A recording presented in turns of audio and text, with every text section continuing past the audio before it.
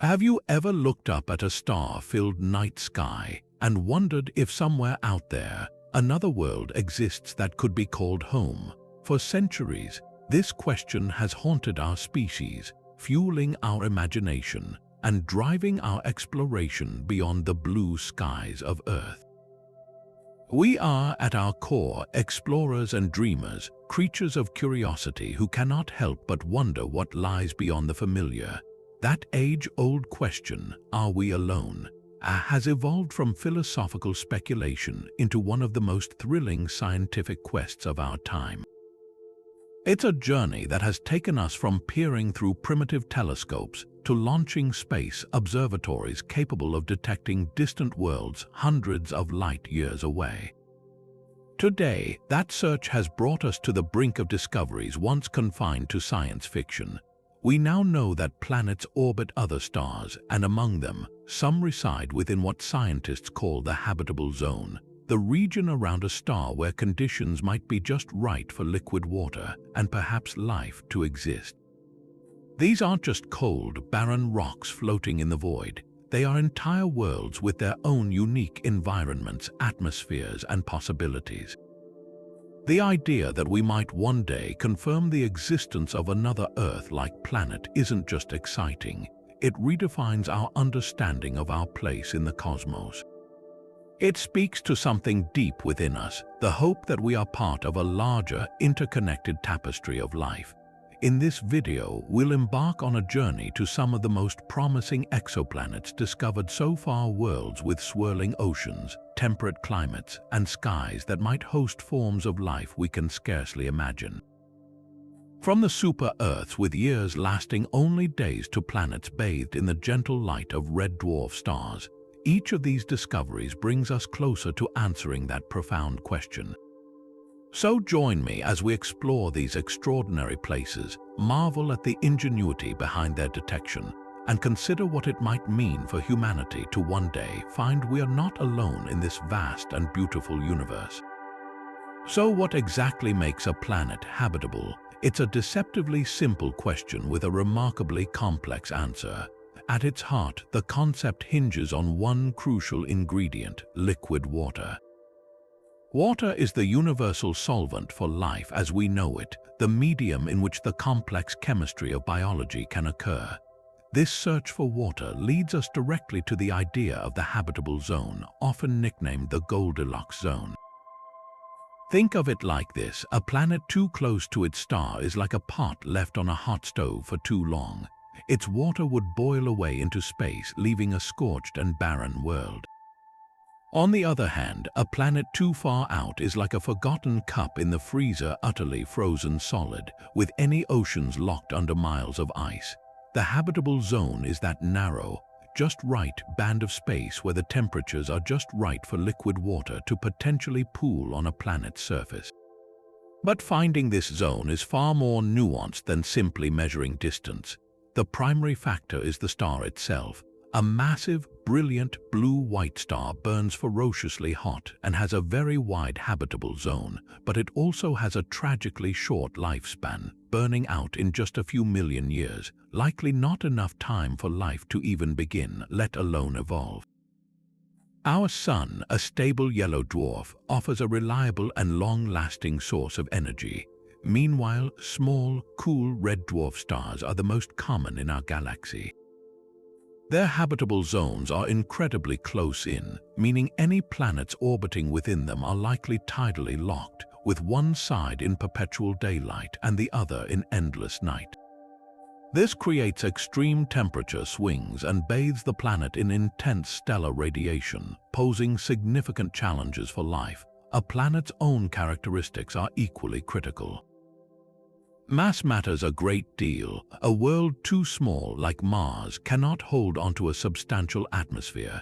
Its protective blanket leaks away into space, and without that atmospheric pressure, water cannot remain liquid for long. A planet too large, a so-called super-Earth, might have a crushing gravity and a thick, toxic atmosphere, creating a runaway greenhouse effect like the inferno we see on Venus. Then there's the atmosphere itself. Its composition acts as a global thermostat. a mix of greenhouse gases like carbon dioxide and methane, can trap just enough heat to keep a world warm. But too much of those same gases and you tip the balance, turning a potential paradise into an oven. It's this delicate, intricate dance between a star's light, a planet's mass, and its atmospheric blanket that creates the possibility for a world to not only be habitable but also to become a true home. Detecting a planet light years away, a world that doesn't emit its own light and is utterly drowned out by the brilliant glare of its host star, seems like an impossible task. Yet, astronomers have developed ingenious methods to do exactly that, turning what was once science fiction into standard scientific practice. The most prolific of these techniques is the transit method. Think of it like this: when a planet passes directly between its star and our telescopes here on Earth, it casts a tiny, fleeting shadow. This event causes the star's light to dim by a minuscule but measurable amount. By monitoring a star's brightness with incredible precision, instruments like NASA Kepler and TESS missions can detect these repeated periodic dips. A single dip might be anything space dust, a glitch, but a pattern of dips reveals an orbiting world. This method doesn't just tell us a planet is there. The depth of the dip reveals the planet's size, and the timing tells us the length of its year. It's the primary way we've found thousands of exoplanets, building a massive census of worlds. But a planet's influence isn't just visual, it's also gravitational. This is the basis for the radial velocity method, sometimes called the wobble method. A star might seem like the immovable anchor of a solar system, but it's not. A planet's gravity tugs on its star, causing the star to wobble in a tiny, tight circle as the planet orbits. When the star wobbles toward us, the light waves we see are compressed, shifting slightly toward the blue end of the spectrum. As it wobbles away, the light stretches, shifting toward red. By meticulously analyzing these subtle shifts in a star's light, astronomers can detect that gravitational dance. While the transit method tells us a planet's size, the radial velocity method reveals its mass. A massive planet exerts a stronger pull, creating a bigger, more detectable wobble. Knowing both the size and mass allows us to calculate a planet's density, which is our first major clue about what it's made of. Is it a rocky world like Earth or a gaseous mini Neptune? For the most challenging and rewarding detections, astronomers turn to direct imaging. This is exactly what it sounds like, trying to take an actual picture of the planet itself. The challenge is staggering. It's like trying to spot a firefly hovering next to a massive searchlight from thousands of miles away. To achieve this, astronomers use sophisticated coronagraphs to physically block the overwhelming light of the star, allowing the faint pinprick of a planet to be seen. This method works best for young, hot, giant planets orbiting very far from their stars, worlds that are still glowing with the heat of their formation. While it hasn't found as many planets as other methods, direct imaging is incredibly powerful because the light we capture from the planet can be split into a spectrum, allowing us to analyze the chemicals in its atmosphere to potentially detect water vapor, methane, or even signs of biological activity. Then there's the method that relies on a cosmic coincidence, gravitational microlensing. According to Einstein's theory of general relativity, a massive object like a star can warp the fabric of space-time around it, acting like a lens.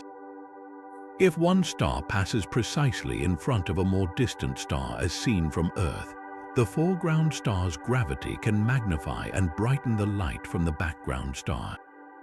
If the foreground star has a planet orbiting it, that planet adds its own tiny gravitational lensing effect, creating a distinct secondary blip in the light curve. This technique is exceptionally good at finding planets that are very far away, even in the crowded central bulge of our galaxy, and it's particularly sensitive to finding worlds that orbit at distances similar to those in our own solar system. Each of these methods has its own strengths, and together they paint a far richer picture of planetary systems than anyone could alone.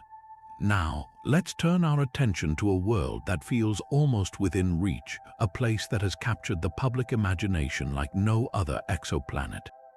Just 4.2 light-years from our solar system, orbiting the small, dim red dwarf star Proxima Centauri, is a rocky world known as Proxima Centauri b. This isn't some far-flung theoretical discovery. It is, by a significant margin, our very closest known exoplanetary neighbor. The sheer proximity of this world is what makes it so profoundly compelling. While 4.2 light-years is still an unimaginable distance for any physical journey with our current technology, in the vast cosmic ocean of our galaxy, it's practically next door. This closeness offers our best and first opportunity to one day study an alien world in incredible detail. Proxima Centauri b orbits within its star's habitable zone, that tantalizing region where temperatures could allow for liquid water to exist on the surface. Estimates suggest its mass is about 1.17 times that of Earth, making it a solidly rocky world. A year on this planet is incredibly short, completing a full orbit around its star in just 11.2 Earth days. But this proximity to its parent star comes with a set of monumental challenges that completely reshape the notion of what habitable might mean there. The star, Proxima Centauri, is a red dwarf, and this type of star dictates the rules of existence for any planet orbiting it. One of the most significant consequences of orbiting so close to its star is a phenomenon called tidal locking. Much like our moon is locked with one face permanently pointed toward Earth, it is highly likely that Proxima Centauri b has a permanent day side and a permanent night side. This creates an environment of extreme contrasts. One hemisphere would be bathed in constant, though faint, reddish sunlight, while the other would be plunged into eternal, deep frozen darkness. The potential for life would hinge entirely on the conditions at the terminator line, the twilight region between these two extreme zones where temperatures might be more moderate. Perhaps the greatest threat to any potential biosphere on this world is the nature of its star itself. Red dwarfs like Proxima Centauri are notoriously volatile and tempestuous. They are known to frequently erupt with massive stellar flares, events that can unleash torrents of high-energy X-ray and ultraviolet radiation out into their system. Evidence suggests that Proxima b likely receives hundreds of times more of this damaging radiation than Earth does from our Sun. Such intense and regular stellar storms could easily strip away a planet's atmosphere over billions of years and would bombard the surface with radiation levels lethal to life as we know it. The survival of any atmosphere, and by extension any liquid water, would depend on the planet having a strong protective magnetic field to deflect this onslaught, a key detail we do not yet know. So, the picture of Proxima Centauri b is one of fascinating duality. It is an Earth-sized, rocky world in the habitable zone of the very next star over, a fact that ignites our dreams of interstellar exploration. Yet, it is also a world of stark extremes, possibly a desolate, airless rock scoured by radiation, or perhaps a world with a thin atmosphere huddled only in its eternal twilight band. It stands as the ultimate testament to the fact that habitability is not a simple checkbox. It is a complex and precarious balance, and our nearest cosmic neighbor is a perfect and profoundly mysterious example of that delicate dance.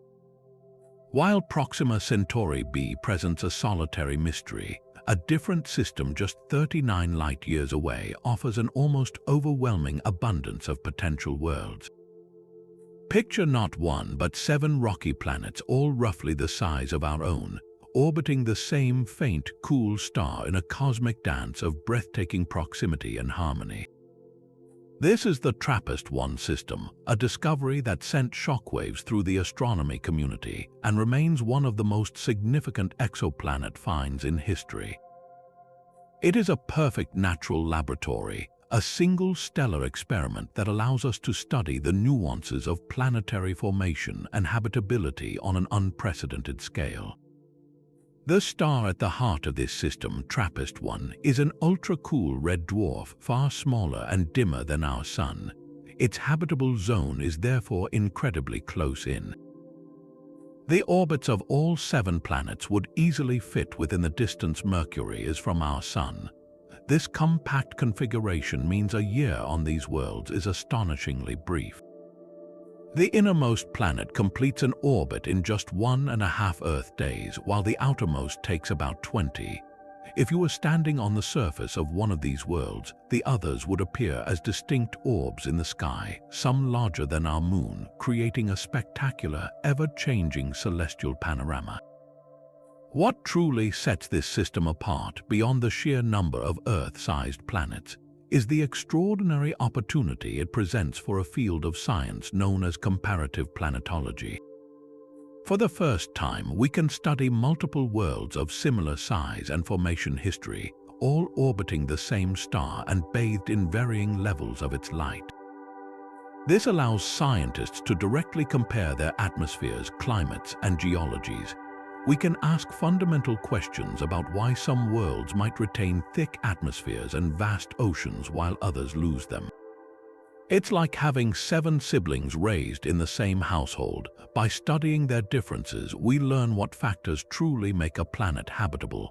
3 of these 7 siblings, planets E, F, and G, are considered the most promising candidates for liquid water, nestled firmly within the star's habitable zone.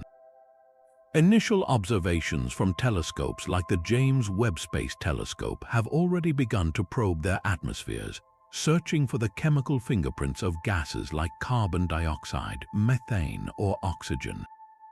The early data suggest some of these planets may not have the thick, hydrogen-dominated atmospheres of gas giants, which is an encouraging sign for their potential as rocky worlds. However, the same intense stellar flares that threaten Proxima b are also a factor here, as these planets are similarly close to their parent star. The TRAPPIST-1 system is a gift to science, a compact package that holds profound answers to our biggest questions. It challenges our assumptions and expands our understanding of what a planetary system can look like. It teaches us that a star doesn't need to be like our Sun to host a family of worlds, and it gives us our best chance yet to search for the signs of life beyond our solar system, not on just one world but on several at once. Of all the fascinating worlds in the compact TRAPPIST-1 system, one stands out as the crown jewel for astrobiologists, the planet that checks more boxes for potential habitability than any other, TRAPPIST-1e. While its 6 siblings each present their own intriguing mysteries, it is this particular world that has emerged as the prime candidate, the one that most compellingly whispers the possibility of an environment where life could not only exist but perhaps even thrive. Its story is not just about its position around a star, but about a confluence of factors that make it, in many ways, the most Earth-like exoplanet we have yet discovered. First and foremost is its size and composition. With a radius almost identical to our own planet's and a mass just under 3/4 of Earth's, TRAPPIST-1e has a density that points almost conclusively to a rocky world, a place with a solid surface you could theoretically stand on. This is a critical distinction from gaseous mini-Neptunes or icy ocean worlds. It is a terrestrial planet, a cousin to Earth, Mars, and Venus. Its gravity would feel very familiar, about 93% of what we experience here. This similar mass and density also suggests it could have a similar internal structure, a metallic core, a rocky mantle, and potentially the same kind of geological activity, like plate tectonics, that plays a crucial role in regulating a planet's climate and atmosphere over billions of years. But a rocky surface is just the beginning. The true magic of TRAPPIST-1e lies in its perfect placement, its residency in the very heart of its star's habitable zone. It orbits at a distance often described as the sweet spot, receiving a similar amount of stellar energy from its cool red sun as Earth does from our own. This optimal positioning makes the existence of liquid water oceans on its surface a tantalizing and plausible reality. climate models have been run on this world and they paint fascinating pictures. Some suggest that if TRAPPIST-1e has an Earth-like atmosphere, its global surface temperatures could be remarkably similar to ours. Other models propose that if its rotation is tidally locked, it might sustain a liquid water ocean on its permanent dayside, protected by a thick cloud layer that reflects just enough heat to prevent a runaway greenhouse effect.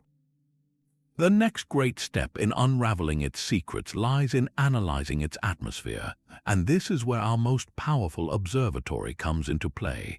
The James Webb Space Telescope has already turned its gaze toward this extraordinary system, and early studies focusing on TRAPPIST-1e have delivered some of the most encouraging news yet. The data so far strongly indicates that this planet does not possess a large, puffy, hydrogen-rich atmosphere like Neptune. Such an atmosphere would be a major blow to its habitability, as it would create crushing pressures and trap heat inefficiently. The absence of this smothering hydrogen blanket is a huge win for the prospect of TRAPPIST-1e being a truly Earth-like world, potentially hosting a thinner atmosphere composed of heavier molecules like nitrogen, oxygen, or carbon dioxide. This makes it the perfect target for the next generation of observations. Webb and future telescopes will now look for the specific chemical fingerprints of those molecules. The dream detection would be a biosignature, a combination of gases that is difficult to explain through geology alone, such as the simultaneous presence of oxygen and methane. Finding evidence of water vapor would be a monumental confirmation. TRAPPIST-1e is not a guaranteed paradise. It still faces the challenge of its star's flaring nature. But it represents our best current opportunity, our strongest hope, that somewhere out there, a world not so different from our own is quietly orbiting its star, waiting for us to finally recognize it for what it may be, a living world. While TRAPPIST-1e presents a modern marvel of compact planetary systems, we must pay homage to a true pioneer, a world that first proved planets like our own could indeed exist around other stars. Travel with me over 500 light-years away to the constellation Cygnus, where in 2014, the Kepler Space Telescope unveiled a landmark discovery, Kepler 186f. This wasn't just another exoplanet, it was a revelation, the very first rocky planet ever confirmed to be nearly Earth-sized and orbiting comfortably within its star's habitable zone. It shattered a ceiling in our cosmic search, moving the question of alien life from the theoretical into the tangible, proving that worlds with the right ingredients were not just possible but probable throughout the galaxy. Kepler 186f orbits a red dwarf star, much like the worlds of Proxima Centauri and TRAPPIST-1, but it stands apart due to one critical characteristic: its orbital distance. This planet completes a full journey around its star in just 130 Earth days, placing it near the very outer edge of its system's habitable zone. Think of this location not as a distant, frigid outpost, but as a position of potential stability. Being further out from its star might actually be a significant advantage. It is far less likely to be tidally locked than planets orbiting closer in, which means it could experience a regular day-night cycle much like Earth does. This rotation would help distribute stellar heat more evenly across the globe, preventing the extreme temperature contrasts that plague other red dwarf planets and creating a far more moderate and potentially hospitable global climate. The implications of its orbit are profound for its potential environment. Scientists speculate that a planet like Kepler 186f, with its Earth-like size and orbital position, could very well possess a stable atmosphere capable of retaining liquid water. Its size suggests it has enough gravity to hold onto an atmospheric blanket, protecting any oceans from evaporating into space. Furthermore, its location on the habitable zone's outer edge might mean it receives a level of stellar energy similar to that of Mars in our own solar system. This doesn't condemn it to being an ice ball. If it has a sufficiently dense atmosphere with greenhouse gases, it could very effectively trap that faint warmth, maintaining surface temperatures perfectly suitable for liquid water. Its climate could be a fascinating middle ground, not a tropical paradise, but perhaps a cooler, stable world with vast, calm oceans. The true legacy of Kepler 186f is not just about the specific conditions on that one world, but the incredible door it kicked open for astronomy. Before its discovery, we knew of gas giants in habitable zones and planets larger than Earth, but we had no confirmed evidence of a near-Earth-sized world in that Goldilocks region. Kepler 186f provided that crucial first data point, moving this class of planet from science fiction into the scientific catalog. It told us that our galaxy is likely filled with such worlds, that planets with the basic prerequisites for life are common. It expanded the playing field for life dramatically, showing us that we should not only be looking at sun-like stars, but also at the dim, abundant red dwarfs that make up the vast majority of stars in our cosmos. This single discovery gave us the statistical confidence to keep looking, ultimately leading to the astonishing finds that would follow. But if Kepler 186f was the proof of concept, the discovery that told us other Earths were possible, then Kepler 452b is the one that truly fires the imagination, the world that feels almost like a reflection of our own home, seen through a cosmic funhouse mirror. This isn't a planet around a faint red dwarf. It orbits a star startlingly similar to our own Sun, a G-type main sequence star, though it is older and slightly larger. And the planet itself, Kepler 452b, has been poetically dubbed Earth's bigger, older cousin, a title it earns through a series of breathtaking similarities and one profound, mind-bending difference. Let's start with the similarities because they are truly remarkable. The planet's orbit around its sun-like star takes 385 Earth days. That is just 20 days longer than our own year, meaning its seasonal rhythms would feel incredibly familiar. It resides squarely in the center of its star's habitable zone, receiving just about 10% more energy from its sun than we do from ours. If you were to stand on its surface, assuming it has a solid one, the sunlight filtering through the atmosphere would feel almost like a warm summer's day on Earth. The star it circles provides a stable, consistent glow, not subject to the violent flares of smaller red dwarfs, offering a far more peaceful and predictable environment for any potential biosphere. This combination of a sun-like star and a near-Earth-year orbit was a first, making Kepler 452b feel less like an alien world and more like a familiar homeland in a different solar system. Now for the difference, and it's a monumental one: scale. Kepler 452b is a super-Earth with a radius about 1.6 times that of our planet. This might not sound like a huge leap, but in planetary terms, it places it in a category that doesn't exist in our own solar system. That increased size translates to a mass several times greater than Earth's, which means surface gravity would be significantly stronger. Walking on this world would feel like carrying a heavy backpack at all times. This greater mass also has profound implications for its geology and atmosphere. It could possess a much thicker atmosphere, leading to intense surface pressure and a runaway greenhouse effect, potentially making it a Venus-like hellscape. Alternatively, if its geology is active, it could have vigorous volcanism and a robust magnetic field, protecting a surface that might host vast, shallow oceans archipelagoed with towering volcanic islands. But the most awe-inspiring aspect of Kepler 452b is not just where it is, but when it is. Its star system is estimated to be around 6 billion years old. That is 1.5 billion years older than our Sun.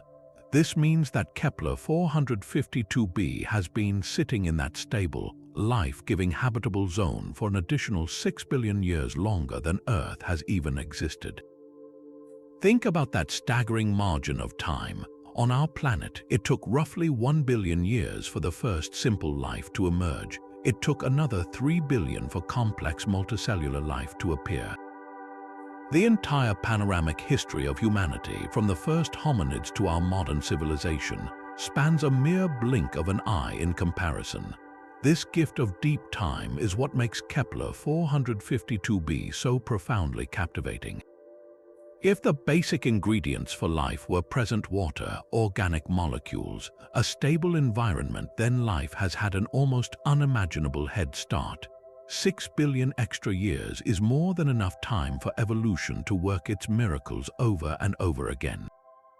It raises the tantalizing, almost dizzying possibility that we are not looking at a potential cradle for nascent life, but at a world that could host a biosphere of ancient and perhaps vastly advanced complexity. The landscapes could be unimaginably mature, ecosystems refined to a degree we can't comprehend, and the silence from that system might not be an absence of life, but the quiet hum of a civilization that has long since mastered its environment. While Kepler 452b offers a vision of an ancient, sun-lit world, another discovery presents a very different kind of candidate, one that challenges our very definition of a rocky planet. Meet LHS 1140b, a super-Earth that seems to defy easy categorization, a world that could be a frozen, airless rock or, just as plausibly, a vast, globe-spanning ocean teeming with the potential for life. Located a relatively close 49 light-years away in the constellation Cetus, this planet orbits a small, quiet red dwarf star, and it's the unique combination of its size, its orbit, and its serene stellar environment that makes it one of the most compelling subjects for study today. What immediately sets LHS 1140b apart from many other exoplanets is its sheer mass and density. This is not a lightweight world. It has about 6.5 times the mass of Earth, yet its diameter is only about 1.7 times larger. When you crunch those numbers, you find a planet with a density far higher than our own. This points to a world that is almost certainly rocky, but with a composition that is much richer in iron and other heavy metals. Scientists speculate it could have an immensely massive iron core, potentially larger in proportion than Earth's. This dense, metallic heart could be the key to its greatest asset, a powerful magnetic field. For a planet orbiting a red dwarf, a strong magnetic field is like a planetary force field, a crucial layer of defense that can deflect the star's occasional flares and protect any atmosphere from being slowly eroded away over billions of years. And the potential for an atmosphere is where the story of LHS 1140b gets truly fascinating. Its orbit places it firmly within its star's habitable zone, but its large mass means the rules of habitability are written on a different scale. The gravity on its surface would be crushing, roughly 3 times stronger than what we feel on Earth. This intense gravity would act like a planetary glue, making it exceptionally good at holding onto an atmosphere. In fact, models suggest it could easily maintain a thick, dense atmospheric blanket, perhaps dozens of times thicker than our own. This creates a fascinating paradox. While the surface pressure would be immense, that very atmosphere could be the key to creating habitable conditions. A thick atmosphere of nitrogen or carbon dioxide could act as a superb insulator, efficiently trapping the star's faint heat and distributing it evenly across the globe, potentially warming the surface enough for liquid water to exist despite the planet receiving less stellar energy than Earth does. This leads to 2 equally captivating visions of what LHS 1140b might be. The first is that of a massive eyeball Earth, a planet tidally locked to its star with a permanent dayside.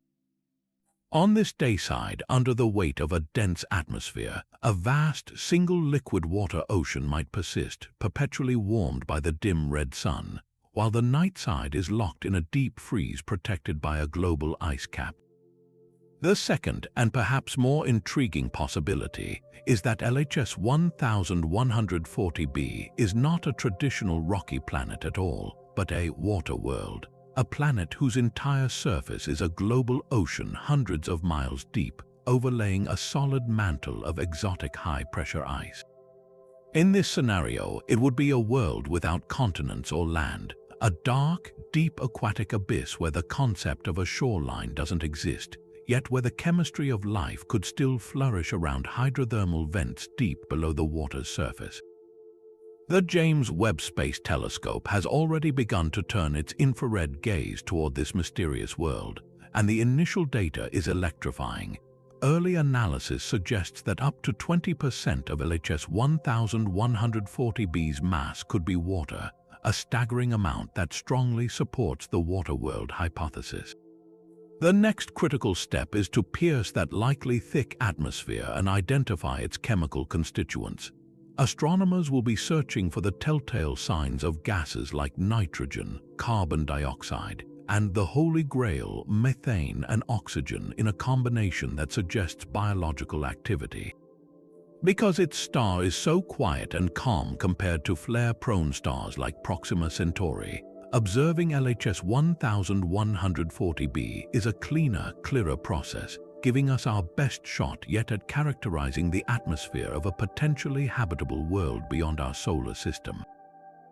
It stands as a magnificent reminder that habitable environments might come in forms far stranger and more massive than we ever imagined. Now, let's venture to a truly ancient system, one that has witnessed the vast majority of our galaxy's history. Just 12 light-years away, orbiting a star so faint it wasn't even discovered until 2003, are two of the most intriguing Earth mass planets ever found, Teegarden Star B and C. Their parent star is an ancient red dwarf, a tiny stellar ember that is estimated to be at least 8 billion years old. To put that into perspective, this star was already twice as old as our Sun is now when Earth itself was first forming. This immense age is a double-edged sword for the prospects of life on its two known planets. Both worlds are true cosmic weight mates to our own, with masses almost identical to Earth's, making them among the most Earth-like planets we've discovered in terms of sheer bulk. They orbit incredibly close to their dim, cool Sun, with years that last just 4.9 and 11.4 Earth days respectively. And like nearly all planets found in such tight orbits around red dwarfs, they are almost certainly tidally locked. This creates a planetary environment of stark and permanent contrasts. One hemisphere is baked in endless, ruddy daylight, while the other is locked in the profound, deep freeze blackness of eternal night. The unimaginable temperature gradient between these two sides would likely generate ferocious winds, howling from the scorching hot side toward the freezing cold side in a perpetual and violent attempt to balance the scales.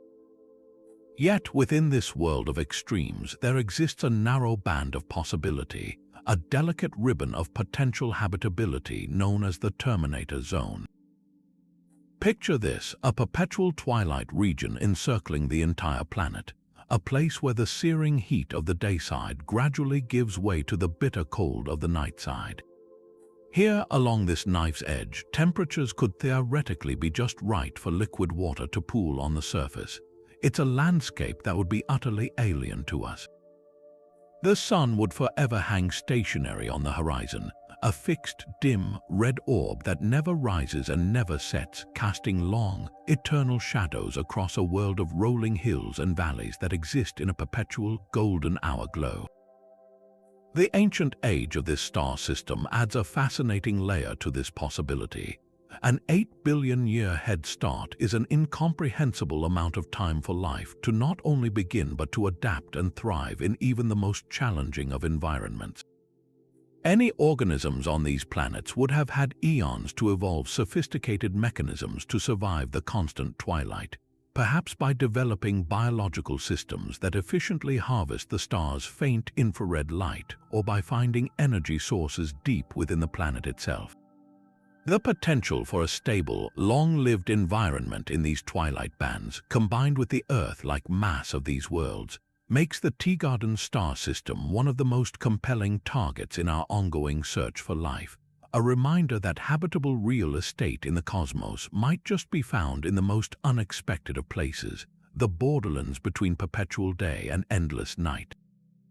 But the search for habitability pushes beyond the familiar confines of rocky, Earth-sized worlds into realms that defy our terrestrial imagination. This brings us to a planet that shatters the mold entirely, a world that suggests life could flourish in environments we once considered utterly inhospitable. Located 120 light-years away in the constellation Leo, orbiting a cool red dwarf star, is K2-18b, a candidate so extraordinary it has forced astronomers to invent an entirely new classification, the Haitian world. Unlike the rocky super-Earths we've explored, K2-18b is classified as a mini-Neptune. It is significantly larger than Earth, with a radius about 2.6 times greater and a mass nearly 8.6 times that of our home planet. This size and mass place it in a category that doesn't exist in our solar system, somewhere between the rocky planets and the icy gas giants. For years, planets of this type were largely written off in the search for life. Their enormous size suggested they were likely gaseous, with no solid surface, enveloped in a thick, crushing atmosphere of hydrogen and helium, perhaps overlying a mantle of high-pressure ice or a supercritical water ocean. The surface pressure would be immense, and the idea of life existing in such a place seemed like a fantasy. However, data from the Hubble Space Telescope and subsequent observations began to paint a startlingly different picture. When K2-18b transited in front of its star, astronomers were able to analyze the starlight filtering through its atmosphere. The results were nothing short of revolutionary. The atmosphere showed the clear, unmistakable signature of water vapor, along with potential hints of methane and carbon dioxide. Even more intriguing was the notable absence of ammonia, a gas that would be expected in the kind of atmosphere initially predicted for such a planet. This combination of clues pointed toward a reality far more fascinating than anyone had anticipated. This is where the groundbreaking concept of the Haitian world comes into play. The name itself is a portmanteau of hydrogen and ocean, and it describes a hypothetical class of planet that could be one of the most common abodes for life in the galaxy. The model for a Haitian world like K2-18b is breathtaking. Imagine a planet with a massive, hydrogen-rich atmosphere dozens of times thicker than Earth's. Beneath this vast gaseous envelope, the pressure and temperature at a certain depth could become just right to support a global, planet-wide ocean of liquid water. This wouldn't be an ocean like ours, resting on a rocky crust. Instead, it would be a perpetual, dark, deep aquatic realm, possibly hundreds of miles deep, resting atop a solid core of rock and ice under unimaginable pressure. The surface of this ocean would not be a distinct boundary like our sea and sky.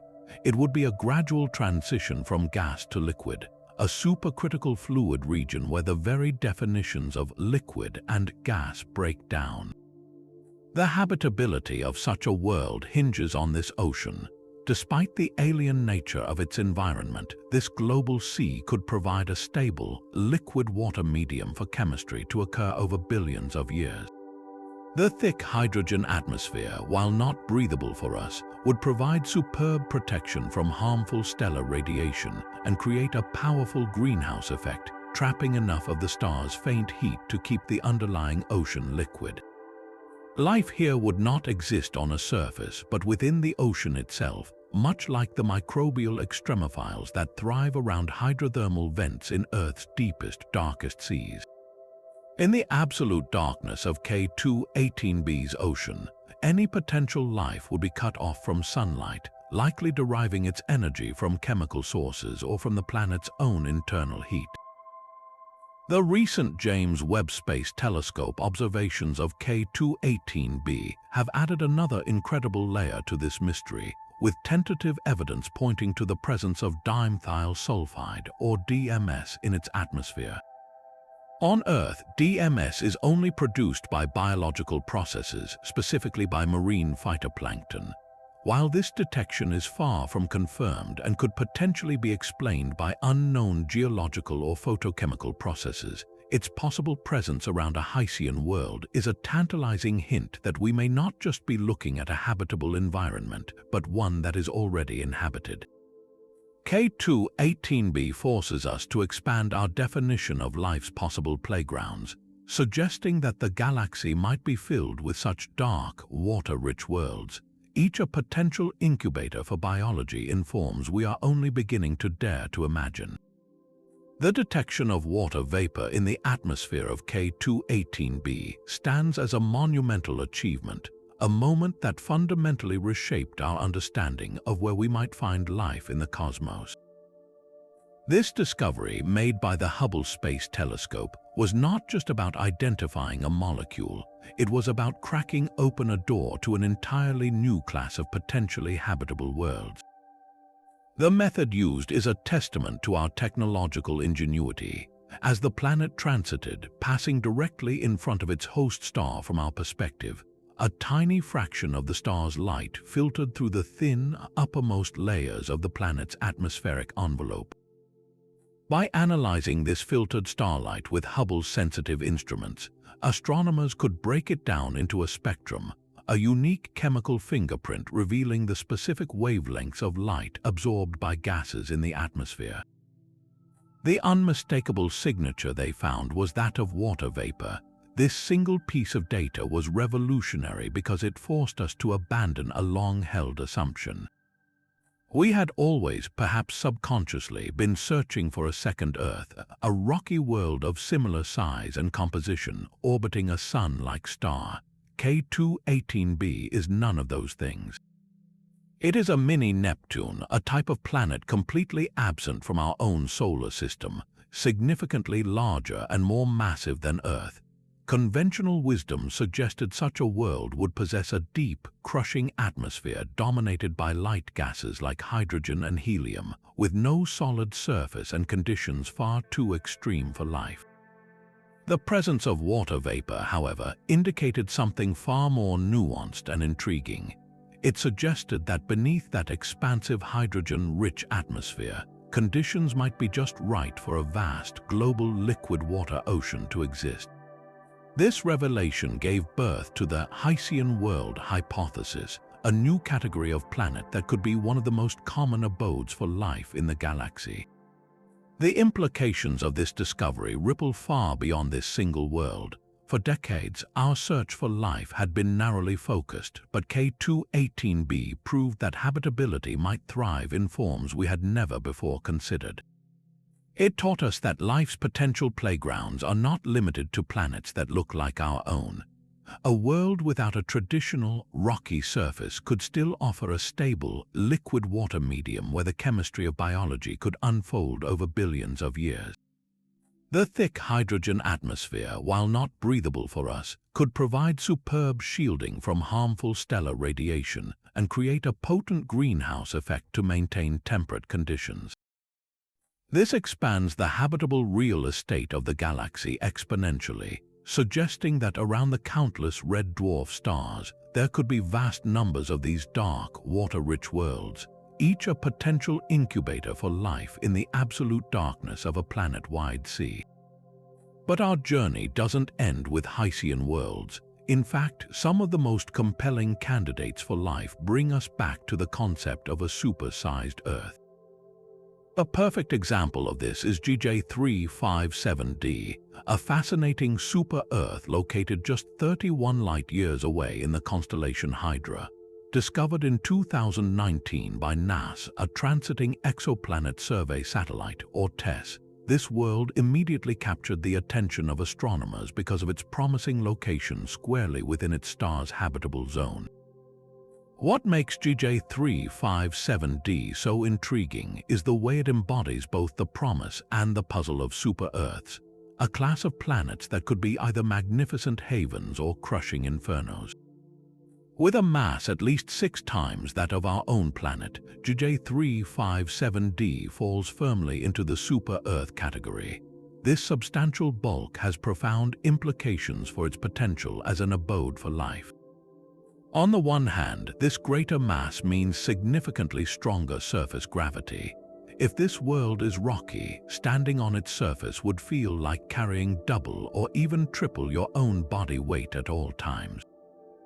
Such intense gravity would have a major impact on any potential geology and biology.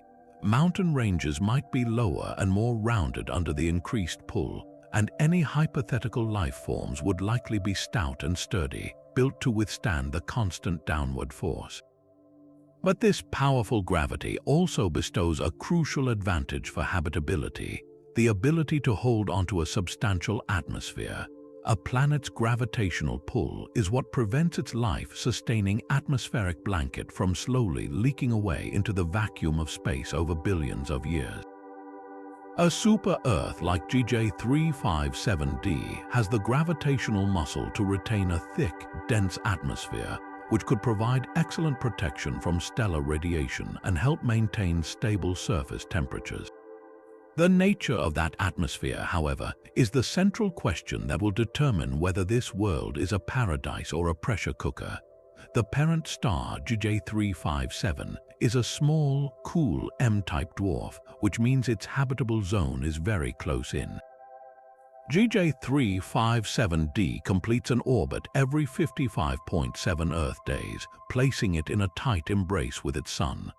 This proximity raises the possibility that the planet could be tidally locked, presenting the now familiar scenario of a permanent dayside and nightside. A thick atmosphere would be absolutely essential here, not just for pressure but for climate control.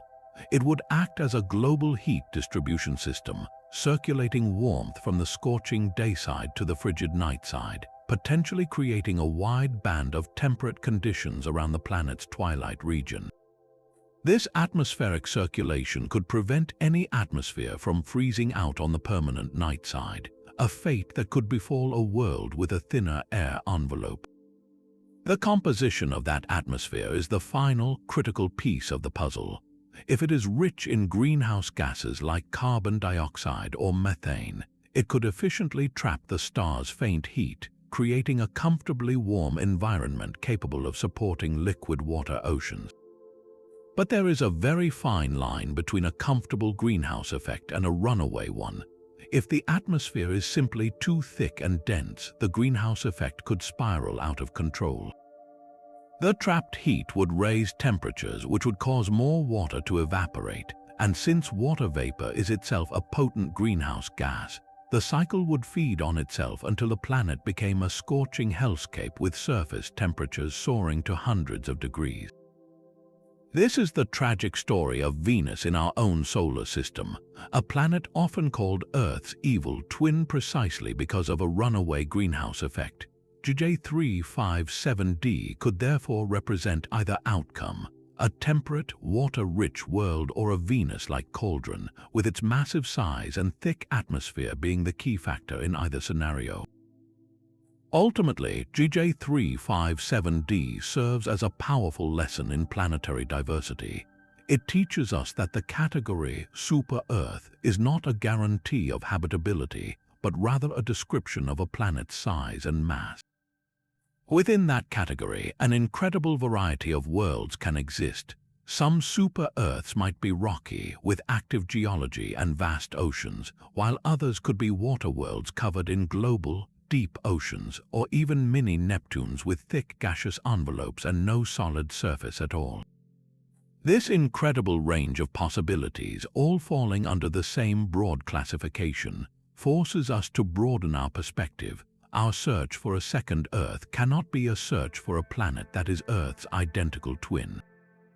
Instead, we must learn to recognize the many different forms a living world can take, from the tidally locked twilight bands of red dwarf planets to the deep, dark oceans of Hycean worlds and the high-gravity landscapes of super-Earths.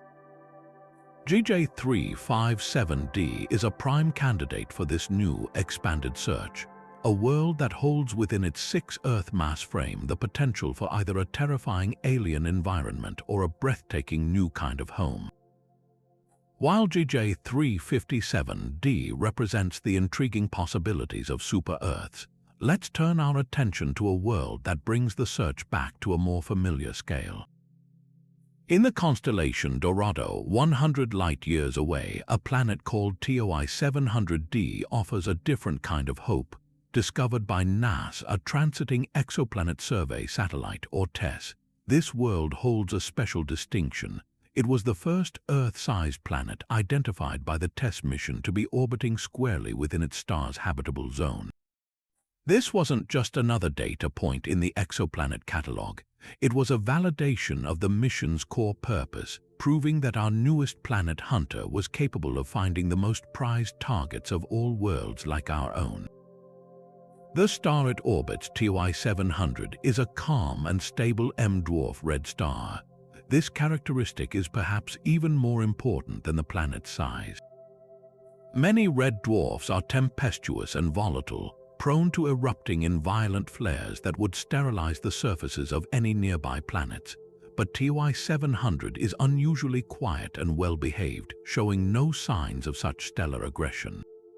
This serene nature gives any potential life on its planets a monumental advantage, a stable, predictable energy source, and a far lower risk of having its atmosphere stripped away by relentless radiation storms. For a planet orbiting so close to its star, this stellar tranquility is the foundation upon which all other hopes for habitability are built. TOI 700d is one of at least 4 planets in this system, but it is the outermost known world and the only one residing within the star's habitable zone. It completes a full orbit every 37 Earth days, and thanks to extensive observations that caught it transiting multiple times, astronomers have been able to confirm its rocky, Earth-like size with a high degree of confidence. Its placement is ideal, receiving about 86% of the stellar energy that Earth gets from our Sun. Climate models have been run for this world, and they suggest a range of fascinating possibilities. If it has an Earth-like atmosphere, global average temperatures could be remarkably similar to our own. Some models even suggest it could be a water world, completely enveloped by a deep global ocean, with conditions that might be perfect for aquatic life to flourish. The next great chapter in the story of TOI 700d will be written by the next generation of telescopes, particularly the James Webb Space Telescope and future giant ground-based observatories. Its host star's calm nature and the planet's ideal orbital alignment make it a premier target for atmospheric studies. As it transits, these powerful instruments will be able to analyze the sunlight filtering through its atmosphere, searching for the telltale chemical fingerprints of gases like water vapor, carbon dioxide, methane, and most tantalizingly, oxygen. The detection of oxygen, especially in combination with methane, could be a powerful biosignature, as these gases quickly cancel each other out through natural chemical reactions unless they are being continuously replenished potentially by living organisms. TOI 700d stands as a testament to the power of systematic, all-sky surveys like TESS. It wasn't found by accident, it was found by design, through a meticulous and relentless scan of the cosmos for the tiny, periodic dimming of stars. This world embodies the modern era of exoplanet science, where we are moving beyond mere discovery and into the era of detailed characterization. It represents a future where we won't just be cataloging planets, but will be reading the stories written in their atmospheres, searching for the subtle signs that we are not alone in the universe. While many of the worlds we've explored were found years or even decades ago, the field of exoplanet astronomy is accelerating at a breathtaking pace, with new and remarkable candidates emerging all the time. This brings us to one of the most exciting recent additions to the catalog, a world that embodies the cutting edge of discovery, Wolf 1069b. Announced in early 2023, this planet is a testament to how far our detection methods have come, allowing us to find ever smaller and more Earth-like worlds with increasing precision. Located just 31 light-years away in the constellation Cygnus, it orbits a red dwarf star, but this is not just any red dwarf. Its unique characteristics make Wolf 1069b one of the most promising candidates for habitability we have yet found. What makes this world so immediately compelling is its mass. Wolf 1069b is almost a perfect twin to Earth in terms of sheer bulk, weighing in at about 1.26 times our planet's mass. This Earth-like mass is a crucial first clue. It strongly suggests this is a rocky world, a terrestrial planet with a solid surface you could theoretically stand on, rather than a gaseous mini-Neptune.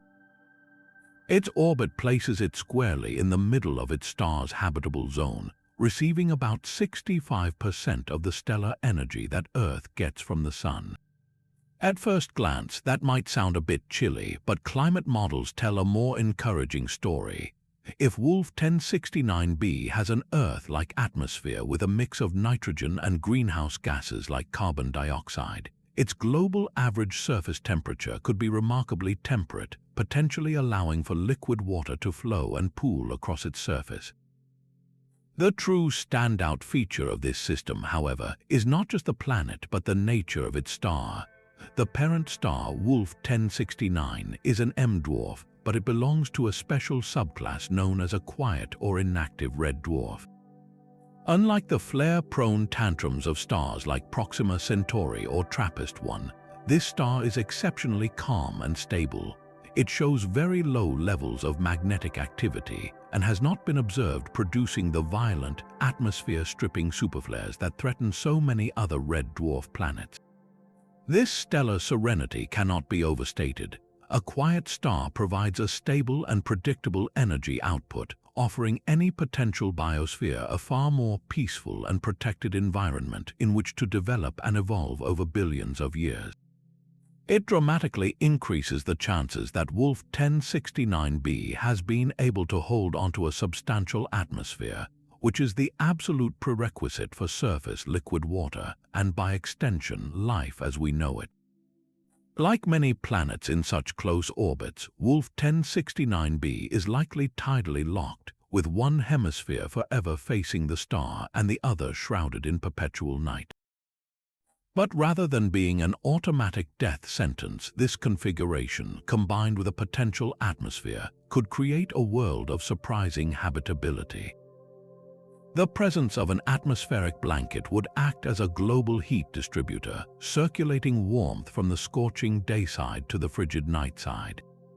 This could create a vast terminator or twilight zone, a band of potentially temperate conditions that encircles the entire planet, where temperatures are just right for liquid water. Imagine a landscape of eternal sunrise or sunset, where the star hangs motionless on the horizon, casting long shadows across a world that might host rivers, lakes, or even vast oceans in this golden hour band. The discovery of Wolf 1069b is more than just another entry on a list. It signifies an important shift in our search.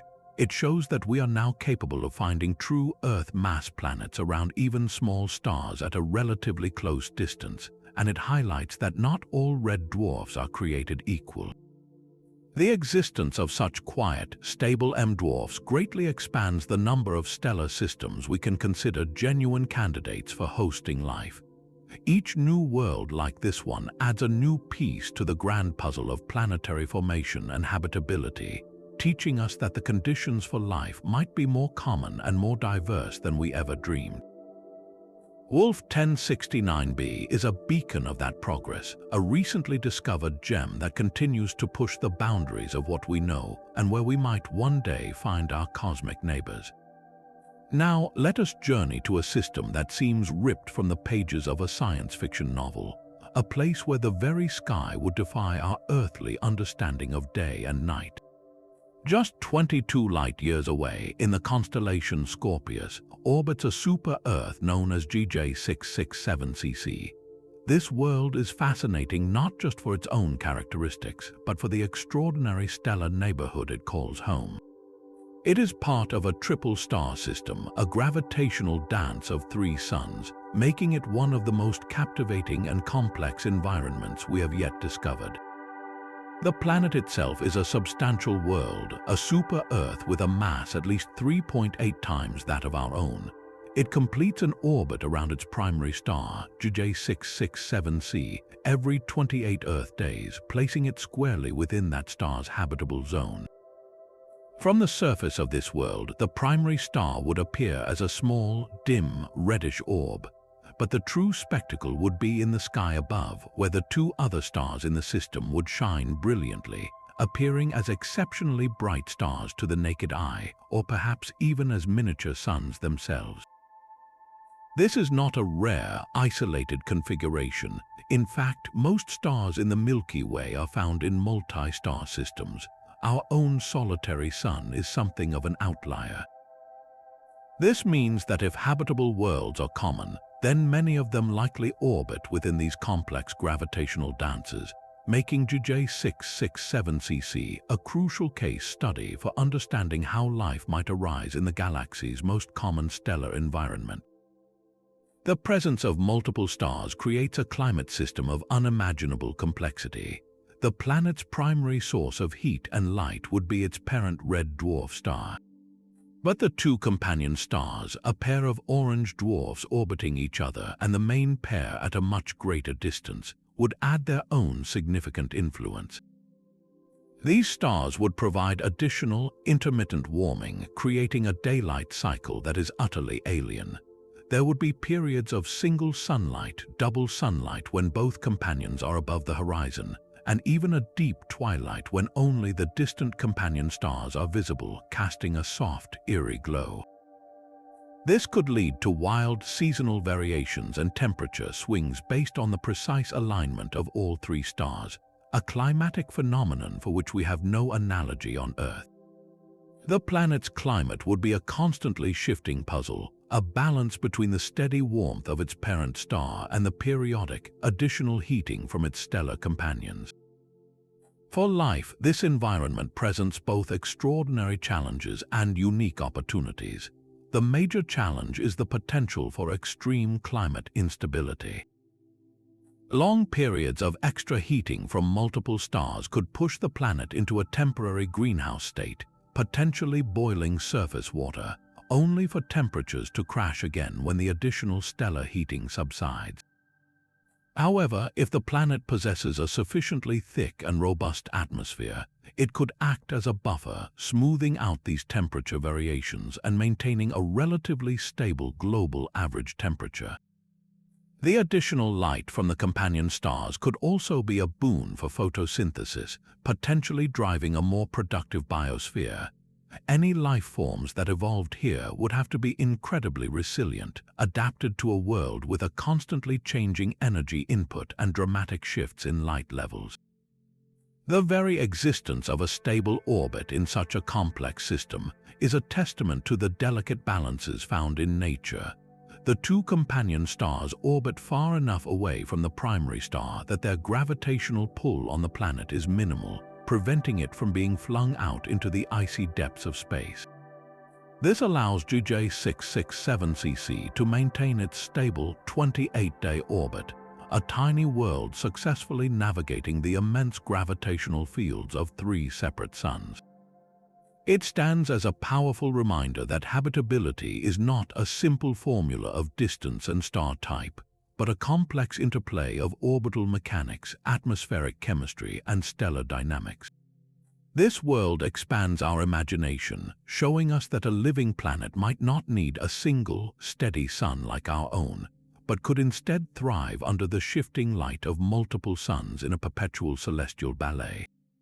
Yet among the countless discoveries, one world stands out for the sheer, breathtaking simplicity of its Earth-like credentials, a planet that emerged not from new data but from a second look at old observations. Buried in the archival data from the now-retired Kepler Space Telescope, researchers found a hidden gem, Kepler 1649c. This unassuming world, orbiting a faint red dwarf star 300 light-years away, has ignited the imaginations of astronomers because it represents, in purely numerical terms, the most Earth-like planet we have yet found in terms of both size and the amount of energy it receives from its star.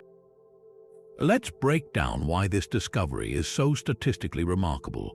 First, consider its size. When Kepler 1649c passes in front of its star, the amount of starlight it blocks tells us its radius. That measurement came out to be just 1.06 times that of Earth. This makes it almost a perfect twin to our own planet in terms of its physical dimensions, far closer than any of the super-Earths we've discussed. This strongly suggests it is a rocky world with a solid surface and gravity that would feel very familiar to us. The second, and perhaps even more critical, number is its insolation, which is the amount of stellar energy it receives. This value is calculated based on the planet's orbit and the brightness of its star. For Kepler 1649c, this number is about 75% of the energy Earth gets from the Sun. This places it firmly and squarely in the very center of its star's habitable zone, not on the inner edge where things might get too hot, nor on the outer fringe where things could freeze, but right in that Goldilocks sweet spot. When you combine an almost identical Earth size with an almost identical Earth-like energy receipt, you get a planet with an Earth Similarity Index score that is among the highest ever calculated, making it a powerful mathematical candidate for a temperate, Earth-like climate. This world completes an orbit around its cool red dwarf star every 19.5 Earth days. While that may seem incredibly fast to us, it's a typical orbital period for a planet nestled in the habitable zone of such a small, dim star. This proximity, however, comes with the usual caveats we've come to expect with red dwarfs. It is highly probable that Kepler 1649c is tidally locked to its star, meaning one side is locked in perpetual, blistering daylight while the other is frozen in an eternal dark night. The potential for life, therefore, would almost certainly be confined to the terminator line, that narrow band of perpetual twilight that separates the two extreme hemispheres. Here, temperatures might be moderate enough for liquid water to exist, creating a ribbon of potential habitability circling the globe. What makes the story of this planet's discovery so compelling is that it was almost missed entirely. The initial automated algorithms that sifted through Kepler's immense dataset flagged it incorrectly as a false positive, dismissing the subtle signal of its transit. It was only through the diligent work of the Kepler False Positive Working Group, a team of scientists and volunteers who manually re-examined these computer-rejected signals, that this world was rescued from obscurity. This fact is a profound reminder that our search for other worlds is still deeply human, reliant on curiosity and meticulous attention to detail. It suggests that there could be other Earth-like gems still hiding in plain sight within the terabytes of data we've already collected, waiting for a fresh pair of eyes to find them. Of course, the haunting question surrounding Kepler 1649c, like so many other promising worlds, concerns its atmosphere. The numbers for size and energy are ideal, but a planet's atmosphere is its lifeblood, its global temperature regulator, and its shield against space. We simply do not know if Kepler 1649c has managed to retain a substantial atmosphere after billions of years orbiting a red dwarf star. Its parent star is older and quieter than most, which is an encouraging sign, but without direct observations of its atmospheric composition, its true nature remains a beautiful mystery. Is it a temperate world with liquid water oceans and a nitrogen-rich sky? Or is it an airless, barren rock that simply happens to be the right size in the right place? This question elevates it to the very top of the list for future study by the James Webb Space Telescope, which has the power to seek out the chemical fingerprints that would answer these questions. Kepler 1649c is a symbol of both achievement and anticipation. A world that matches Earth on paper in a way no other does, and a promise of the deeper discoveries that still lie ahead. Given their sheer numbers and incredible longevity, red dwarf stars present what might be the single greatest opportunity for life to emerge and persist in our galaxy. These small, cool, and faint stars, also known as M-dwarfs, make up a staggering 70 to 80% of all stars in the Milky Way. Their abundance alone means that statistically, most planets in the habitable zones of our galaxy are likely orbiting these dim red suns, not stars like our own. Furthermore, their frugal burning of hydrogen fuel grants them lifespans that are almost incomprehensible. While a star like our Sun will shine for roughly 10 billion years before dying, a typical red dwarf can remain stable for trillions of years, far longer than the current age of the universe itself. This offers any potential life on their orbiting planets an almost limitless time frame to not only begin but to evolve, adapt, and potentially develop intelligence and civilization. In a cosmos where time is the ultimate luxury, red dwarfs are the most generous of hosts. However, this potential comes with a set of monumental physical challenges that completely reshape the concept of habitability.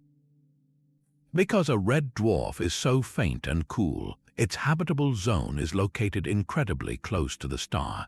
A planet must huddle near its sun's warmth to receive enough energy for liquid water, resulting in orbital periods measured in mere days or weeks, not years. This intimate proximity almost certainly leads to a phenomenon called tidal locking. Just as our moon always shows the same face to Earth, a tidally locked planet presents one hemisphere in permanent, searing daylight and the other in endless, deep frozen night. This creates a world of extreme contrasts where the potential for a temperate environment exists only in a narrow, twilight band along the terminator line between these two brutally different zones. Any life here would be confined to this eternal sunrise or sunset, a ring of possibility encircling a globe of extremes. Perhaps the most dangerous threat from a red dwarf is its volatile youth and temperament. While these stars are stable in their ultra-long middle age, they are notoriously tempestuous in their early billions of years.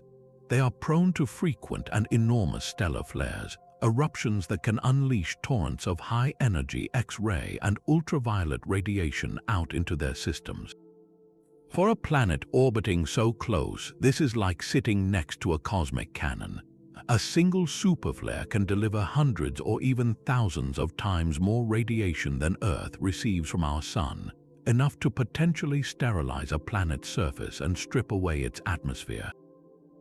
For life to have a chance, a planet would need a strong magnetic field to act as a shield and enough geological activity to replenish its atmospheric losses over eons.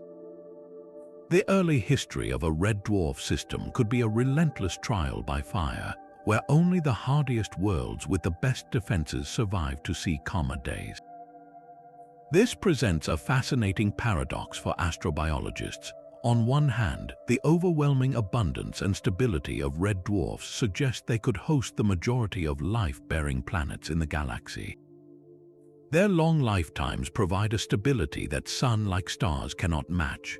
Our own sun will eventually swell into a red giant and engulf Earth, but a red dwarf planet could remain habitable for timescales that dwarf all of human history.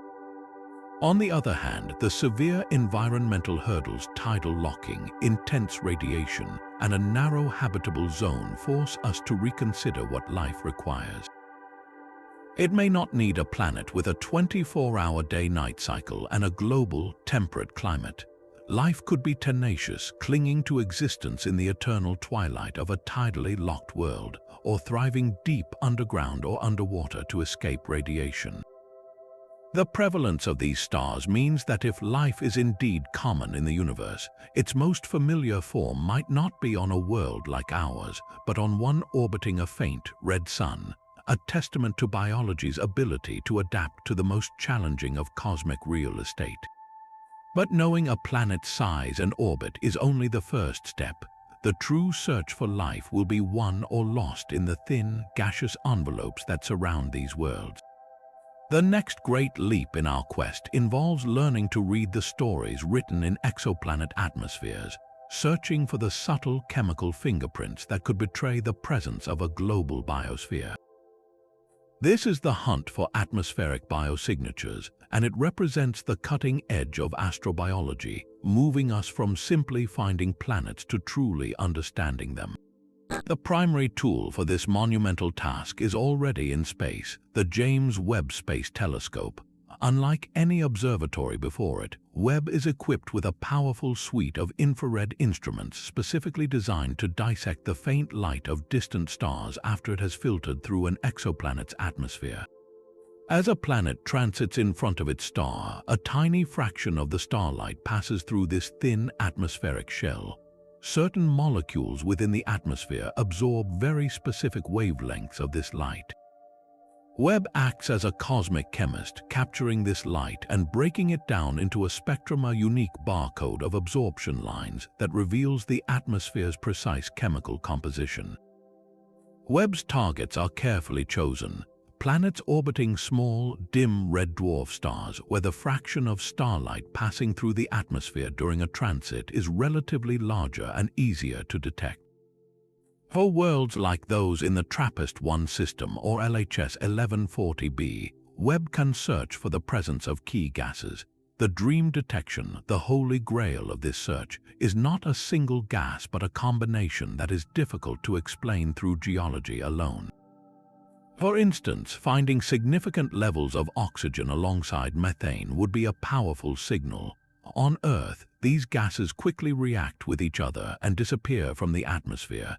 Their persistent coexistence requires a continuous source to replenish them, a source that on our planet is life. Oxygen can be produced abiotically by sunlight breaking apart water molecules, but this process is often inefficient. Finding it in large quantities alongside other gases like methane or nitrous oxide would make a compelling case for biological activity. Similarly, finding a gas like phosphine, which on Earth is produced almost exclusively by anaerobic bacteria or industrial processes, in the atmosphere of a rocky planet would be an astonishing and puzzling discovery worthy of intense scrutiny. However, biosignatures are never a simple yes or no proposition. They require careful interpretation within the full context of the planet. A gas that is a clear sign of life on one world might be a false positive generated by unusual geological or photochemical processes on another. For example, a planet with intense volcanic activity could release large amounts of methane, mimicking a biological signature. This is why the next generation of space telescopes is already on the drawing board, designed to move beyond detection to definitive characterization. Missions like the Habitable Worlds Observatory, or HWO, envisioned by NASA, would be directly designed to image Earth-like planets around Sun-like stars. Using a powerful coronagraph or an enormous starshade, a separate, flower-shaped spacecraft that would fly in precise formation to block the starlight, these telescopes would directly capture the faint light reflected from the planet itself. This light would contain even richer spectral information, potentially allowing us to see the glint of sunlight off an ocean, detect the seasonal changes of continents, and measure the ratios of atmospheric gases with unprecedented precision, helping us rule out non-biological explanations. The ultimate goal is to move from finding a potential biosignature to identifying a robust biosignature. This means building a holistic picture of the planet. We wouldn't just look for oxygen, we would also search for evidence of liquid water on the surface, assess the stability of the climate over time, and look for other supporting gases that together paint a consistent picture of a living world. It will be a process of building a case piece by piece, with each new observation adding another layer of evidence. The journey from an intriguing blip in a spectrum to a confirmed discovery of life beyond Earth will be one of the most careful, rigorous, and profound scientific endeavors in human history. It requires patience, powerful new tools, and a deep understanding of the countless ways a planet can fool us. But the tools are now within our reach, turning a question that has haunted humanity for millennia into a problem that science is finally equipped to solve. Yet for all its power, the James Webb Space Telescope is only the beginning of this new era of atmospheric investigation. the next decade will see the deployment of ground-based observatories so colossal they will redefine our capability to see into the cosmos. Leading this charge is the Extremely Large Telescope, or ELT, currently under construction in the high deserts of Chile. This isn't just an incremental upgrade, it is a quantum leap in optical engineering. Its primary mirror will measure an astonishing 39 meters across, a vast honeycomb of 798 individual segments that will gather more light than all of the world's existing large research telescopes combined. This immense light-gathering power, combined with a revolutionary adaptive optics system that uses laser guide stars to correct for the blurring effects of Earth's atmosphere in real time, will allow the ELT to achieve a level of clarity once thought impossible from the ground. The ELT's most thrilling capability for exoplanet science will be direct imaging. While Webb primarily studies planets as they transit their stars, the ELT will attempt to actually see them directly, to pluck their faint light from the overwhelming glare of their parent suns. It will be like trying to discern a firefly sitting on the rim of a brilliant searchlight from thousands of miles away. To achieve this, the telescope will be equipped with a state-of-the-art coronagraph, a device that physically blocks the star's light, and a high-contrast imager designed to detect the million times fainter glow of an orbiting planet. For nearby systems, this could allow us to create the first crude maps of exoplanet surfaces, potentially identifying cloud patterns, major landmasses, and vast oceans. We might see the glint of sunlight reflecting off a distant alien sea, a shimmering beacon confirming the presence of liquid water on a world light years away. Beyond single, massive telescopes, even more ambitious concepts are on the drawing board, poised to take us from simply detecting biosignatures to definitively confirming them. One of the most promising is the development of space-based interferometers. This technique doesn't rely on building a single, impossibly large mirror in space. Instead, it involves flying multiple smaller telescopes in a precise formation, separated by vast distances. By combining the light collected by these separate spacecraft with nanosecond precision, they can effectively mimic the resolving power of a single mirror as wide as the distance between them. Imagine creating a virtual telescope with a diameter the size of a football field, or even the distance between Earth and the Moon. This would provide an unimaginable level of detail, allowing us to directly image an Earth-sized planet orbiting a Sun-like star and analyze its atmosphere with ease, searching for the complex combinations of gases that shout life. The ultimate manifestation of this concept is NASA's planned Habitable Worlds Observatory, or HWO. Envisioned as a flagship mission for the 2040s, the HWO is being designed with one primary, monumental goal: to directly image and characterize at least 25 potentially Earth-like worlds around Sun-like stars. To achieve this, it will likely employ a massive, next-generation coronagraph or be paired with an external starshade, a separate, intricately shaped spacecraft that would fly tens of thousands of kilometers ahead of it to precisely block the light of a target star, revealing the faint planets huddled nearby. This would allow the HWO to perform spectroscopy on these worlds with a fidelity far beyond anything possible today, not just looking for biosignatures but also for what scientists call technosignatures, potential signs of technology or industrial activity, such as unusual concentrations of artificial gases in the atmosphere that have no natural explanation. These future missions represent a fundamental shift in our strategy from discovery to deep understanding. We are moving beyond simply counting planets to truly comprehending them as complex, evolving worlds with their own unique climates, seasons, and perhaps even biospheres. The data they return won't be a single, definitive answer, but a rich tapestry of information that we will spend decades unraveling.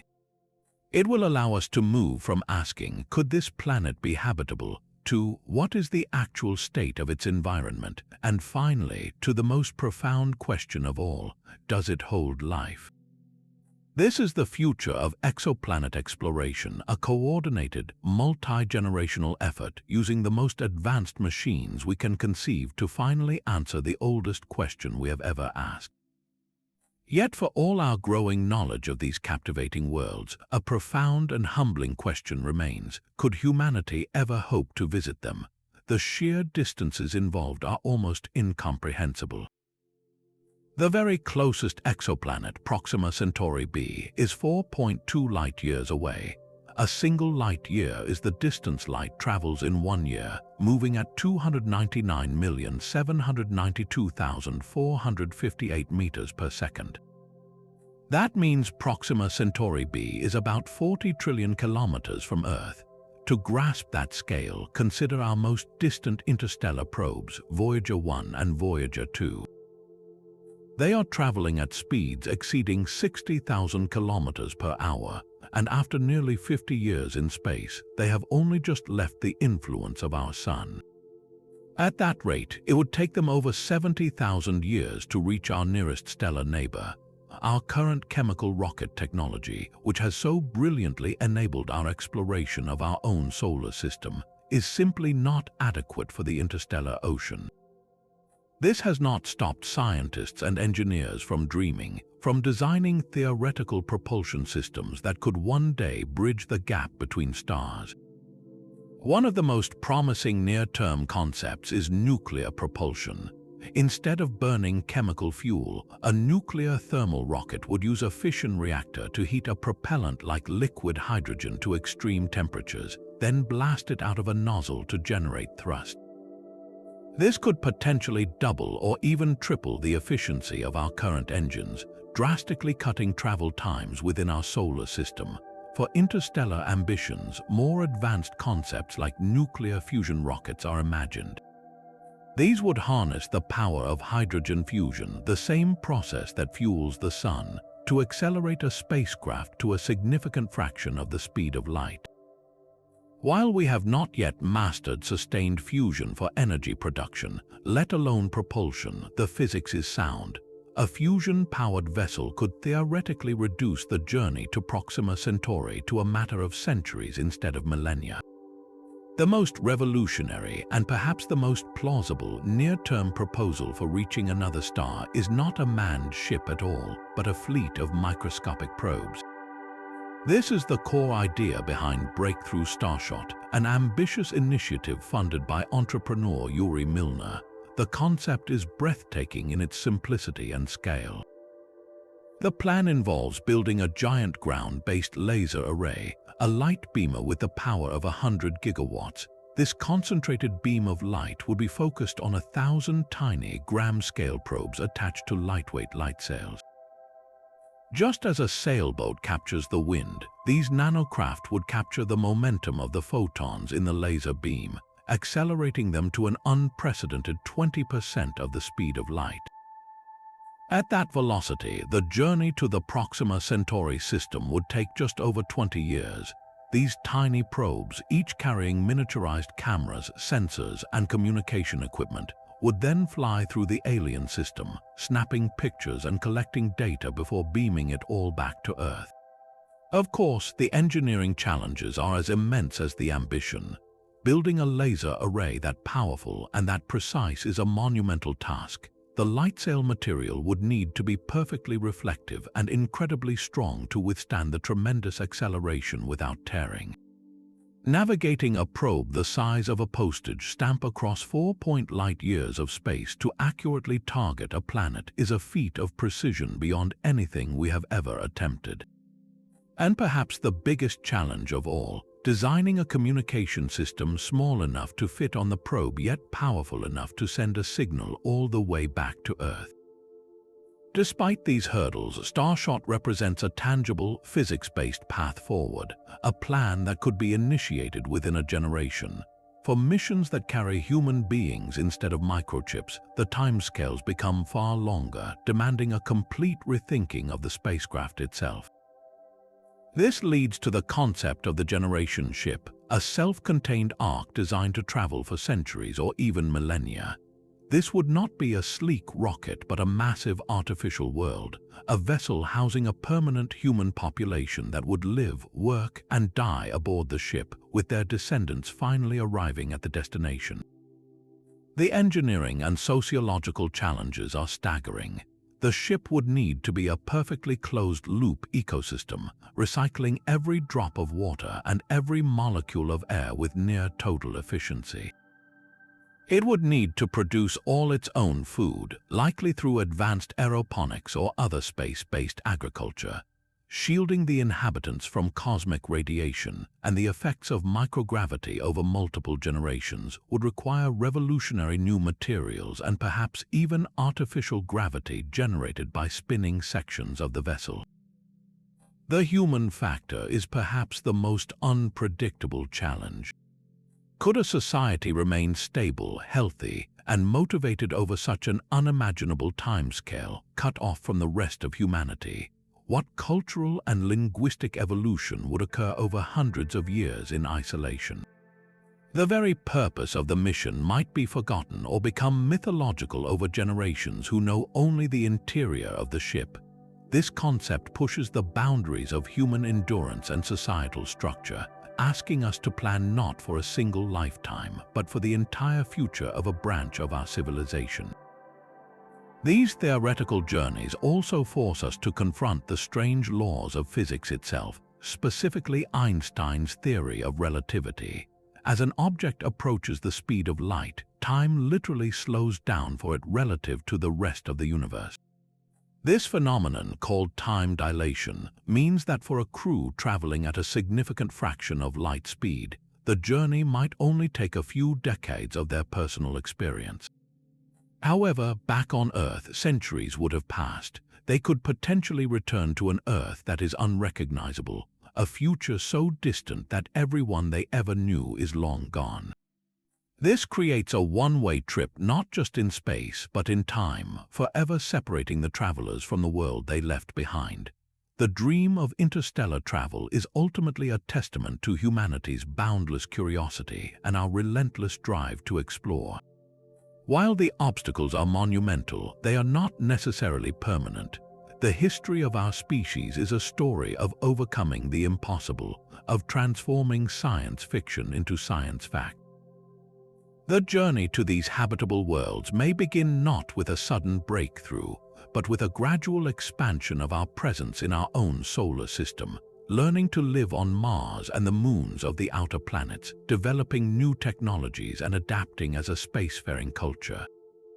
Each step outward makes the next step seem less impossible. The exoplanets we are discovering today are the destinations that will beckon to future generations, inviting them to undertake the greatest voyage in human history. They are the lighthouses in the vast dark ocean of space, guiding us toward a future where humanity is no longer confined to a single star. But finding these worlds is one thing, making them our home is an entirely different challenge, one that pushes the very boundaries of science and ethics. The concept of terraforming, literally earth-shaping, is the ultimate expression of this ambition, the process of deliberately altering a planet's atmosphere, temperature, and ecology to make it habitable for Earth-based life. It sounds like the stuff of epic science fiction, but it's grounded in real scientific principles, drawing on our understanding of planetary geology and climate change right here on our own world. The fundamental goal is always the same: to create a stable atmosphere with sufficient pressure and the right chemical composition, primarily nitrogen and oxygen, and to raise the surface temperature to a point where liquid water can flow freely. This isn't about finding a ready-made paradise, it's about the audacious hope of building one from scratch. The methods proposed are as vast as the ambition itself. For a cold, barren world like Mars, which often serves as our primary model, the process might begin by triggering a runaway greenhouse effect. We could launch giant orbital mirrors to focus more sunlight on the polar ice caps, melting frozen carbon dioxide and water vapor into the atmosphere. Since CO2 is a potent greenhouse gas, this would trap more heat, warming the planet further and releasing even more gases in a positive feedback loop. We might also manufacture super greenhouse gases like chlorofluorocarbons or perfluorocarbons in factories on the surface, gases that are thousands of times more effective at trapping heat than CO2. These gases could jumpstart the warming process on a frigid world.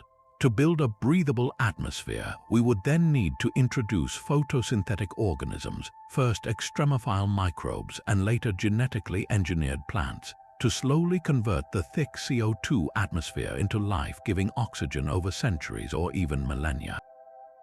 It's a project that would span generations, a testament to long-term thinking on a scale humanity has never before attempted. When we look at the exoplanets we've discovered, we can already start to rank them as candidates for such a monumental undertaking. A world like Proxima Centauri b, despite being our closest neighbor, presents a nightmare scenario. Its likely tidal locking creates an environment of such extreme temperature differences that evening out the climate would require an almost unimaginable amount of energy. Furthermore, its constant bombardment by radiation from its flaring star would constantly shred any atmosphere we tried to build, making the project a futile exercise in planetary Sisyphean labor. A more promising candidate might be a super-Earth like GJ357d. Its larger mass means stronger gravity, which is excellent for holding onto a thick atmosphere. If we could find a way to strip away a hypothetical choking Venus-like haze of greenhouse gases, we might be able to moderate its temperature and reveal a rocky world below. Its larger size also offers more landmass for eventual settlement, an entire continent-sized canvas for building a new human civilization. However, the single greatest candidate from our list might be a world like TRAPPIST-1e. Its Earth-like size and gravity mean our bodies would feel at home there, and its placement in the habitable zone gives us a crucial head start. The main challenge would be its tidally locked state and its star's occasional flares. Terraforming TRAPPIST-1e would likely involve constructing a massive orbital magnetic shield positioned at the Lagrange point between the planet and its star. This shield, a technological marvel in itself, could serve two purposes: deflecting the high-energy particles from stellar flares, protecting the surface and any nascent atmosphere, and potentially even acting as a sunshade to help regulate the temperature difference between the permanent day and night sides, helping to engineer a more temperate global climate. This kind of macro-engineering moves us from planetary to stellar-scale manipulation.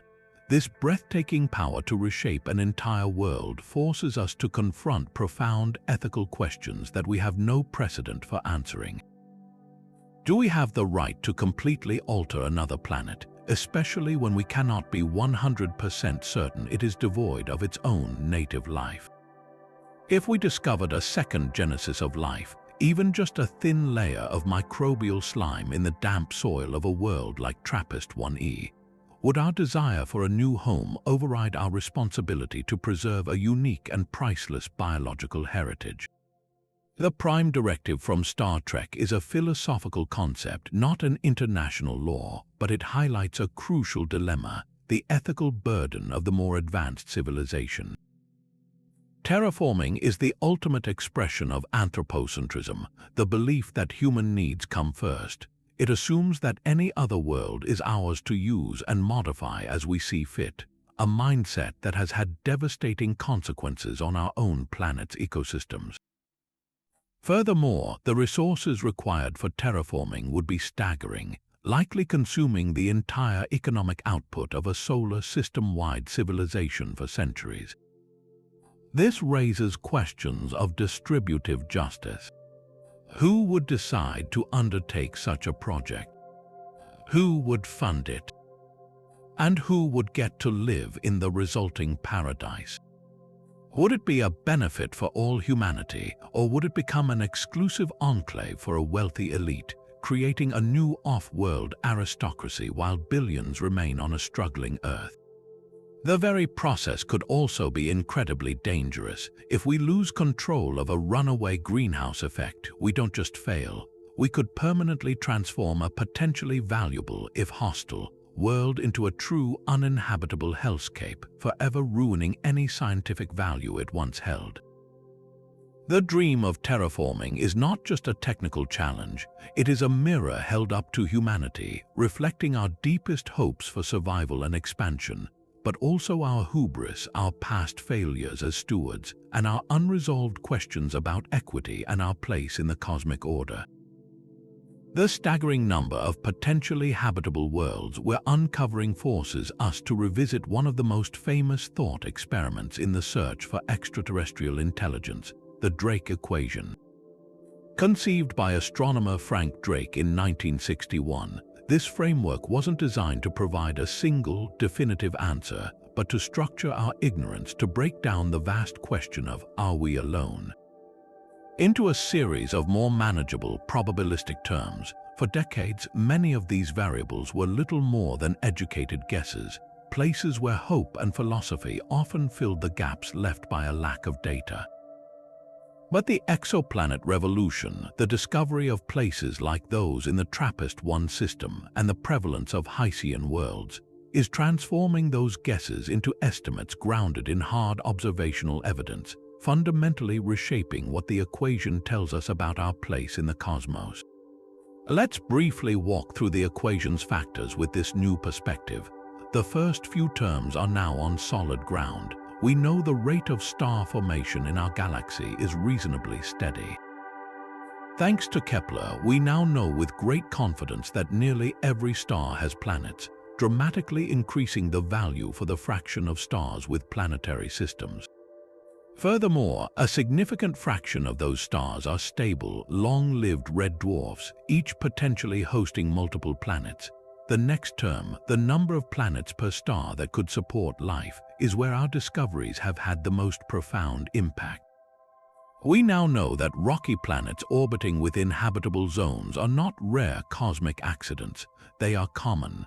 Systems like TRAPPIST-1 show us that a single star can host several such worlds, suggesting the galaxy is teeming with real estate that has the basic prerequisites for habitability. This moves us into the more uncertain but critically important biological terms of the equation. The fraction of those habitable planets where life actually emerges remains the great unknown. However, finding that the conditions for life are so widespread certainly increases the statistical probability that abiogenesis, the spark of life from non-living matter, is not a freak occurrence limited to Earth. If planets with liquid water and essential elements are commonplace, then the universe might be a very fertile place. The discovery of extremophiles on Earth thriving in boiling acid, frozen deserts, and crushing ocean depths has already shown us that life is tenacious, seizing any opportunity it can find. The potential existence of life in the global ocean of a Hycean world or in the twilight band of a tidally locked planet further expands the range of environments we must consider, potentially making this variable larger than we ever imagined. The final terms of the equation deal with the rise of intelligence, technology, and the lifespan of civilizations, and here the exoplanet data offers both encouragement and sobering perspective. On one hand, the incredible age of many of these systems is a double-edged sword.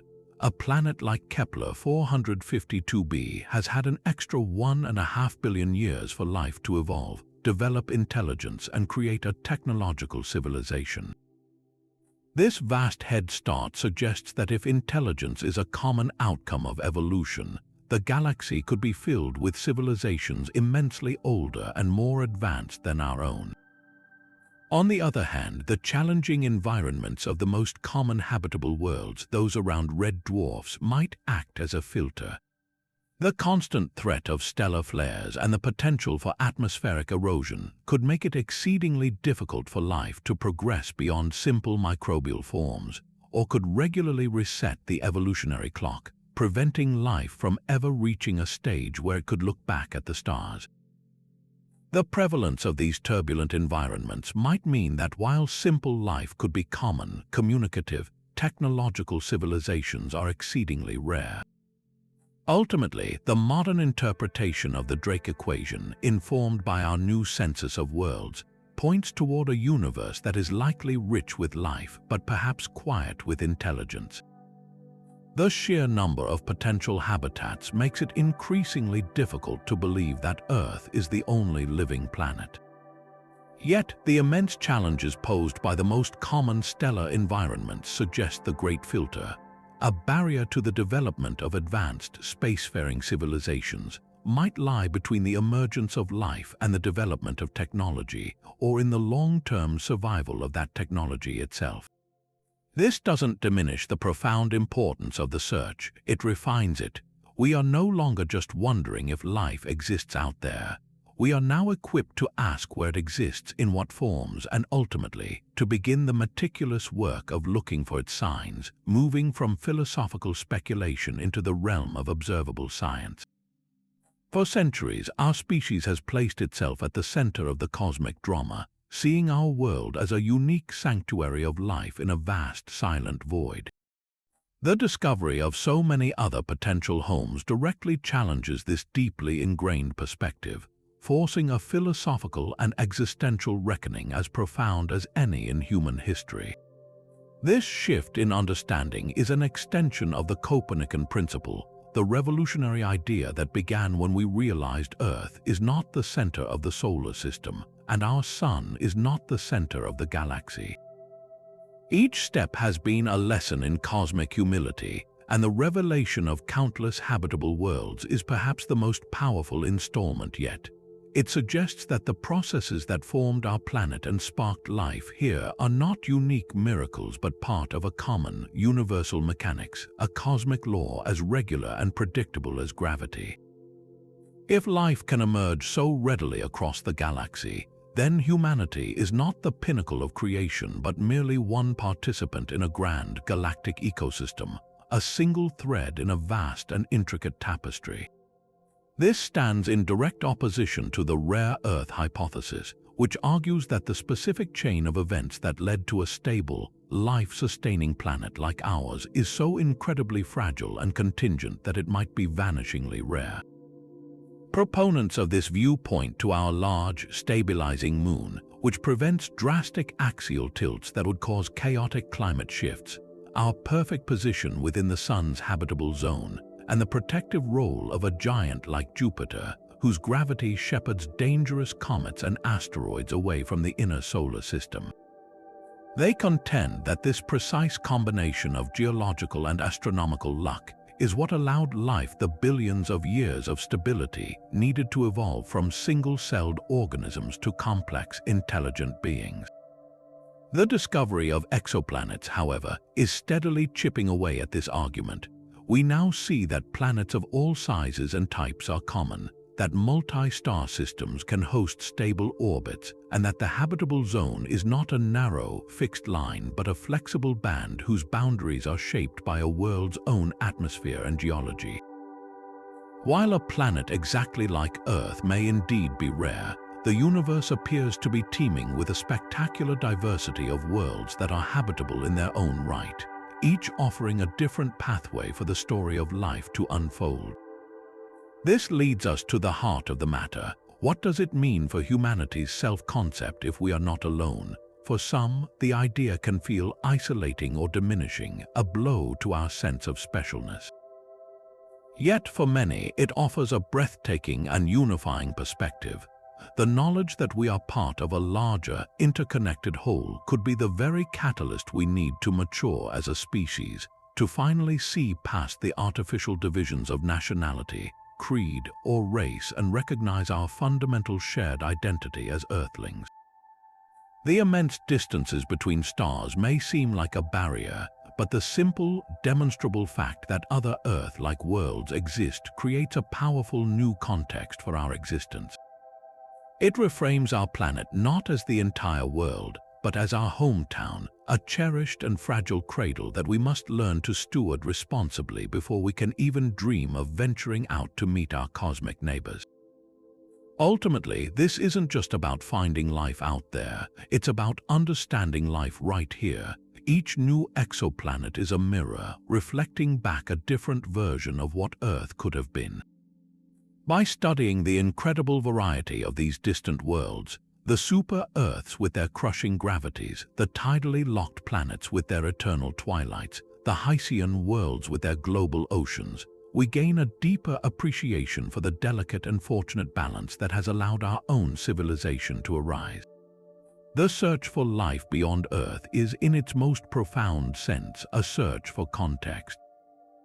It is our species' longest and most ambitious experiment in self-discovery, an endeavor that is slowly teaching us that we are both insignificant and extraordinary, a tiny, fleeting presence in an ancient and unimaginably vast cosmos, yet blessed with the unique consciousness to look up, to wonder, and to seek our place within it all. From the searing twilight of Proxima Centauri b to the deep, dark ocean abyss of K218b, the worlds we have explored today are far more than just points of light in a telescope.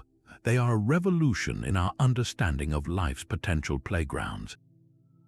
Each one, in its own unique way, has shattered a preconceived notion and expanded the very definition of a habitable world. TRAPPIST-1e taught us that Earth-like conditions might be found in compact, family-sized systems around faint stars. Kepler 186f proved that Earth-sized worlds in the habitable zone were not just theory, but observable reality. Kepler 452b showed us a vision of deep time, a world that has had an eon's head start on the story of life. And LHS 1140b and K218b forced us to look beyond rocky surfaces, to consider the possibility that life's true home might be in the crushing pressure of a super-Earth's atmosphere or the eternal darkness of a global Hycean ocean. This incredible diversity is the most important lesson of all. We began this search looking for a second Earth, a twin of our own blue marble. But the cosmos, in its boundless creativity, has shown us that habitability is not a single, narrow formula. It is a spectrum of possibilities, a menu of environments where life could find a way, adapting to tidal locking, harnessing the warmth of a quiet red dwarf, or thriving in the absolute absence of sunlight.